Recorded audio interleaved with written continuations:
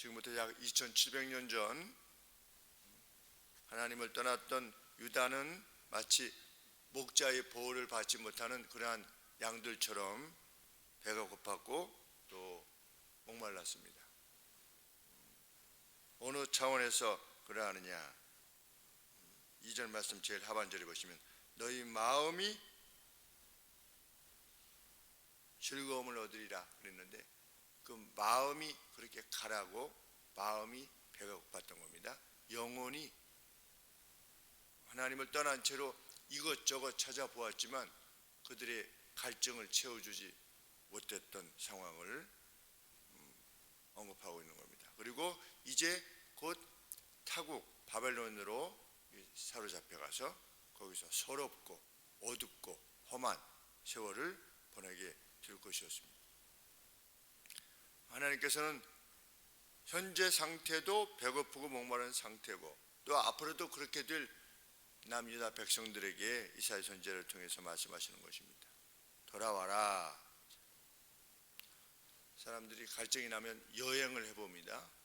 여행을 통해서 또 마음을 좀 만족시켜 보려고 하기도 하고 또 어떤 클럽을 만들어서 클럽에 이렇게 속해서 좀 영혼의 갈증을 채워보려고도 합니다. 제가 이제 보았던 가장 우스웠던 클럽은 봉고끼리 함께해요 라고 하는 클럽이었습니다. 사람이 오직 영혼이 갈증이 있었으면 커뮤니티를 만들어야 되는데 또 공동체를 만들어야 되는데 자기가 속해서 만들 공동체가 마땅치 않으니까 봉고 산 사람끼리 봉고끼리 인사해가지고 무슨 봉고 클럽이 있었어요. 그래서 봉고 산 사람이 서로 이렇게 인사해요. 그럴 정도니 사실 그것을 보면서 사람들이 마음이 많이 갈증나고 배가 고프구나. 하나님께서는 인간이 서로 대화하면서 커뮤니케이션을 가지면서 이렇게 살도록 그렇게 만드시지 않았습니까? 그런데 죄로 말미암아서 이 배타성 때문에 죄가 들어와서 이 배타성이 생기지 않았습니까?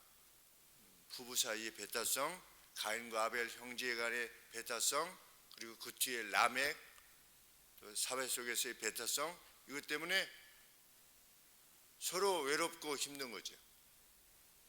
하나님을 떠나면, 하나님이 주신 가치를 떠나면 외로울 수밖에 없는 것입니다. 그래서 어떤 사람은 또 독서도 해보고 이렇게 저렇게. 그래서 저는 마약을 맞거나 이런 사람들 보면 불쌍하게 여겨집니다. 어떻게 저럴 수가 있는 것이 아니라 갈증이 채워지지 않는 겁니다. 그래서 누가 그렇게 얘기를 했는데 마약은 중독이 따로 없답니다. 한 번만 맞으면 그냥 중독이 된대요. 왜? 그 날아가는 구름 위를 걷는 기분 때문에 그냥 한 번 맞으면 또 하게 된답니다.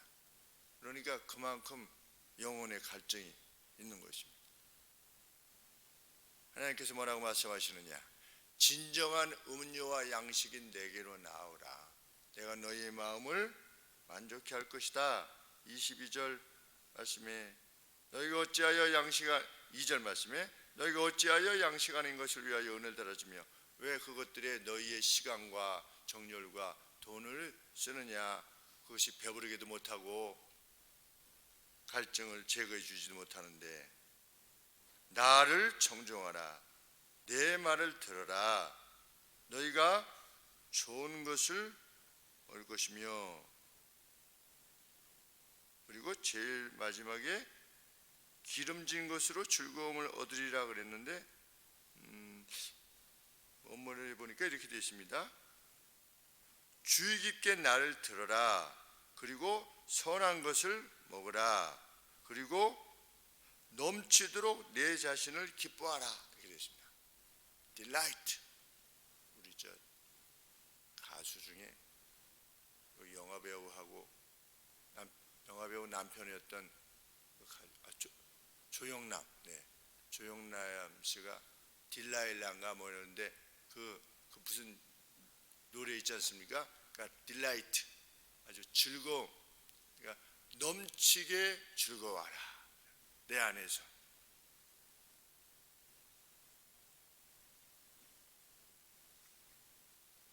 하나님께서는 다시금 3절 말씀에 너희가 지금 그렇게 갈증나고 배고파하고 있는데 그런 너희에 대한 나의 생각은 이러이러하다. 내 이야기를 들어다오. 이렇게 말씀하시는 겁니다. 3절에 너희는 귀를 기울이고 내게로 나와 들으라. 내가 너희에 대해서 지니고 있는 이 계획에 대해서 들으라. 그리하면 너희 영혼이 살리라. 내가 너희에게 영원한 언약을 세울 것이다. 너희와 언약을 세울 것이다. 곧 이전에 다윗에게 허락한 확실한 은혜니라. 다윗에게 무엇을 약속했습니까? 내 후손이 올 것인데 영원한 보좌, 쇠하지 아니하는 그 보좌가 너로부터 날 것이다. 누굽니까? 다윗의 자손으로부터 오게 되는 메시아에 대한 언급입니다. 그러면 그 내용이 무엇이냐? 4절 말씀에 내가 그를 앞서서 54장, 53장에서 언급되어지는 하나님의 종, 내가 그를 만민에게 증인으로 세웠다. 그러니까 너 후손 중에 그 메시아가 올 것인데 내가 그를 만민에게 증언을 세웠다. 그러면 무엇에 대한 증언이냐?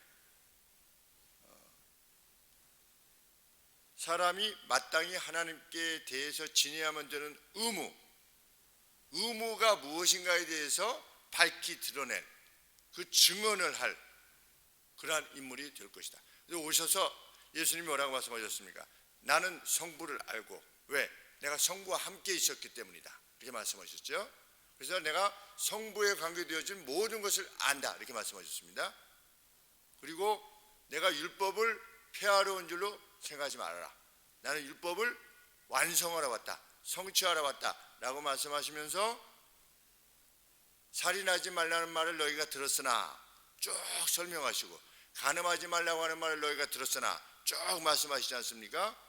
그 하나님의 나라에 대해서 하나님이 무엇을 원하시고 우리 인간이 하나님에 대해서 지녀야만 되는 어떤 자세, 이런 것이 무엇인가에 대해서 증언할 그가 올 것이다. 이렇게 하나님이 말씀하시는 것입니다. 4절 말씀에 내가 그를 만민에게 증언자로 세웠고 만민의 인도자와 명령자를 삼을 것이다라는 겁니다. 앞으로 이미 삼았다는 겁니다. 여호와의 종을.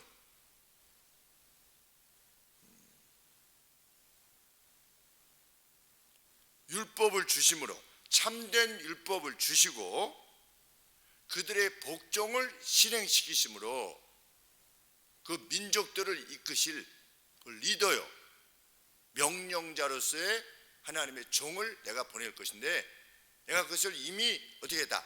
이전에 너희보다 약 이사야 선지자 때보다도 한 250년 내지 300년 전에 이미 다윗에게 약속한 거다. 그 언약을 내가 새롭게 아마 지금 말씀하고 계시는 겁니다. 그래서 5절 말씀에 네가, 여기서 너는 뭐냐면 여호와의 종입니다. 여호와의 종. 네가 알지 못하는 나라를 부를 것이며, 이전에는 하나님 나라의 백성이라고 일컬어지지 아니하던 이들, 달리 말하면 이방 모두를 포함한 것이죠.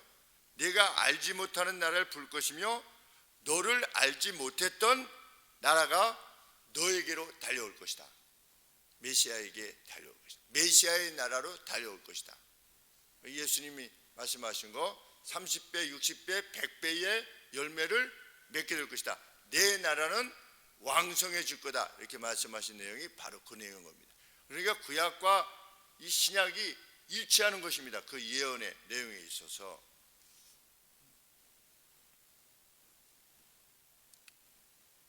이것이 너희에 대한 나의 계획이라는 겁니다. 그러니 그러한 너희에 대한 나의 계획을 가지고 있는 그런 내게로 어떻게 해라? 나오라. 가까이 나와라. 너희에 대해서 이러한 선한 계획을 가지고 있는 신인 내게로 나오라는 것입니다. 멀리 가지 말고. 그래서 찾아질 수 있을 때 6절 말씀에 만날 만한 때에 내가 너에게 찾아질 수 있을 때 가까이 있을 때 나를 부르라. 여호와를 구해라. 그러면 어떻게 할 것이다? 여호와를 가까이 하는 때 방식이 뭐냐? 그렇지 않아도 이러한 계획을 가지실 만큼 애정을 지니신 하나님께로 나오는 방법이 뭐냐? 악인은 그 길을 불의한 자는 그 생각을 버리고 여호와께로 돌아와라. 그러니까 돌아서는 거죠. 그리하면 그가 긍휼히 여기시리라. 우리 하나님께로 나오라. 그가 널리 용서하시리라.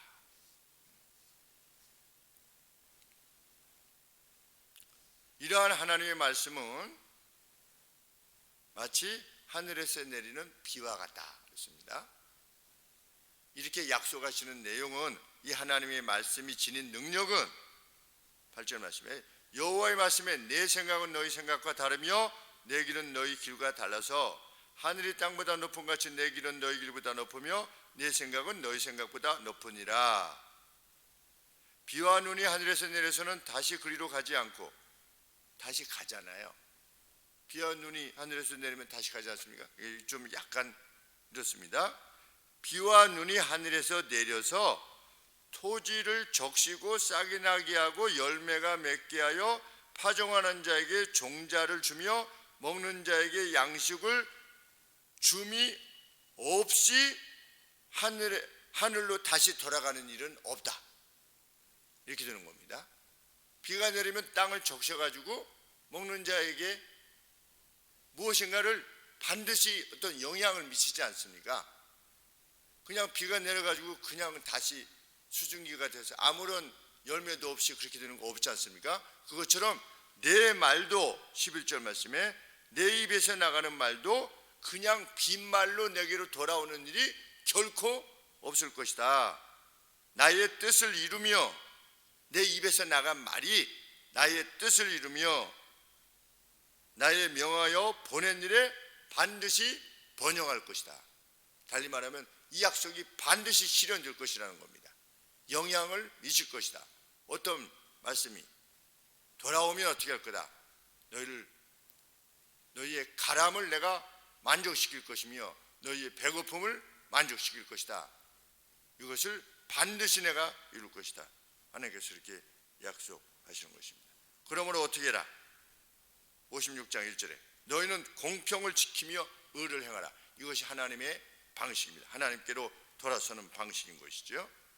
공평과 의로움으로 하나님 앞에 응답해라. 그리고 하나님의 자비를 누려라. 왜? 하나님의 약속에 대해서 그 누가 충성스럽다면 그 충성스러운 것만큼 하나님께서 그 약속을 충성스럽게 또한 지키실 것이기 때문에 하나님이 약속을 해주셨죠. 하나님의 약속에 충성스러우신 분이십니다. 믿으신 하나님이시지 않습니까? 우리가 그 하나님의 약속을 믿고 그 약속에 대해서 우리 몫에 하나님이 이렇게 해라 그럼 내가 이렇게 해주마. 그런데 이렇게 해라 라고 하는 면에 있어서 우리가 충성되다면 하나님은 너희를 마시게 할 거고 먹이게 할 것이다 라고 하는 약속에 또한 충실할 것이라는 겁니다. 혹 누가 그래서 목마르고 배고픈 상황이라 할지라도 이렇게 돌아서면 하나님이 어떻게 할 거다. 그에게 반드시 만족을 주실 것이다.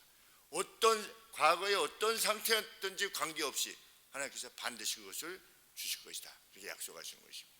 또한 혹 누가 이 공평과 의로움을 위해서 서러움을 당하고 배고픔을 당하고 어둡고 험한 길을 가고 있다 할지라도 그의 그 어둡고 험한 길이 의로움과 공평을 위한 길이 분명하다면 그는 외로운 양이 아닌 겁니다. 왜? 하나님의 약속이 그에게 있기 때문입니다. 그래서 믿음의 사람은 그 길을 계속해서 용기 있게 나아가는 겁니다. 이 약속의 하나님이 우리와 함께 여전히 계시다는 것. 그것이 우리가 오늘 감사와 기쁨으로 살아가는 하름 목사의 기쁨을 누리게 되는 이유가 되기를 늘 소원하게 되는 것입니다. 기도하겠습니다. 하나님, 이러한 백성임에도 불구하고 하나님께서 그 사랑의 뜻을 거두시지 아니하고